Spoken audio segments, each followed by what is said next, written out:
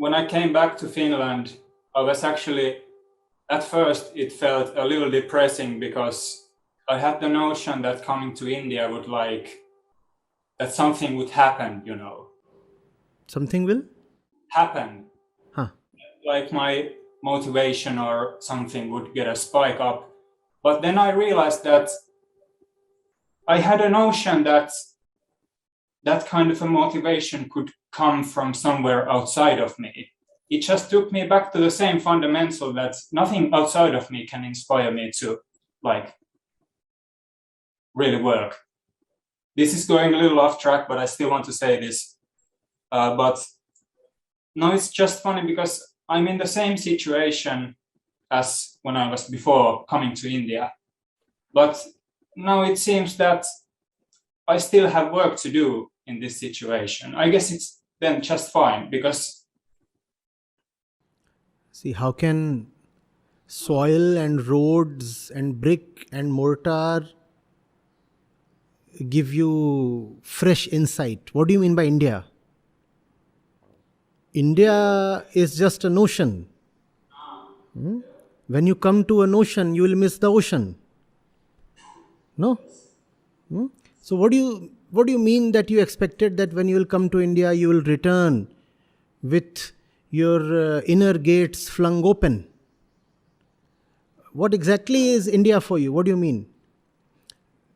You probably came to me, right? And that nearness is not something just physical or geographical. If anything was to be thrown open, that could have happened only if there was a willingness and a realization that it is not the country that counts, but the consciousness. So that's the thing that happens with a lot of people from the West. They come to India thinking that the land itself will do something magical to them. The land will do nothing. In many senses, the country you are in is a better place than India.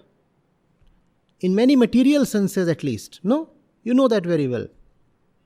Pollution, overpopulation, so many other things. You are already better placed there than in India. What makes India special then, at least for some people?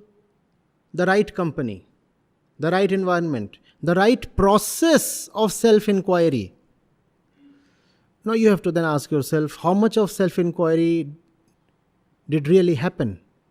How much vulnerability did you really espouse? And it's a choice always to open up, to come close and say, I want to speak out, I want to confess, I want to talk about myself, not about the experiences I'm having in India.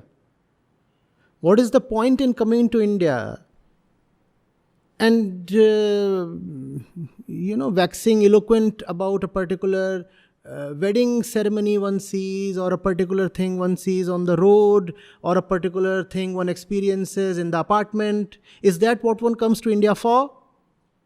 No. One comes to India to probe himself, to know himself.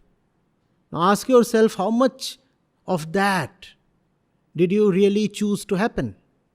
It cannot happen on its own. It just cannot happen on its own. There is a process, and the process is Upanishadic. The process is of deep discussion and deliberation. The process involves opening up. The process involves coming to the teacher, talking nothing about this and that.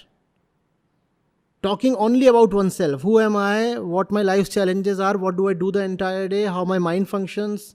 What my fears, my insecurities are? What do I want?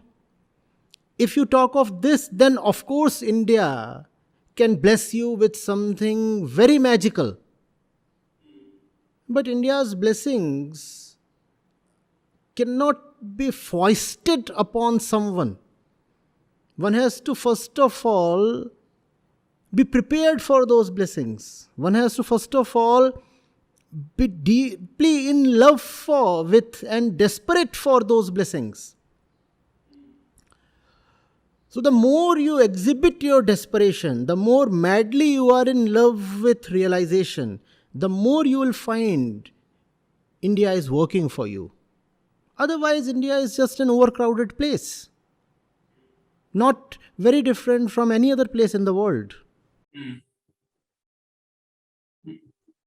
But I mean, I kind of thought about this on my own, but it did require coming there, you know. That's, I had to see that, as I said, that there was just too much confusion on my side. I sometimes felt that I didn't know what I was doing there. It was just like It was your virgin attempt. Try again. yeah. Try again. Huh? You'll have to make yourself land in another India. India is not one thing. India is a million different things. And they are hierarchical.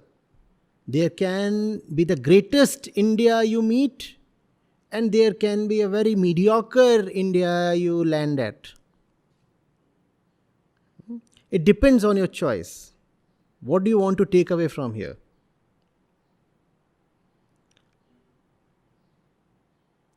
Body identification, Julius, body identification.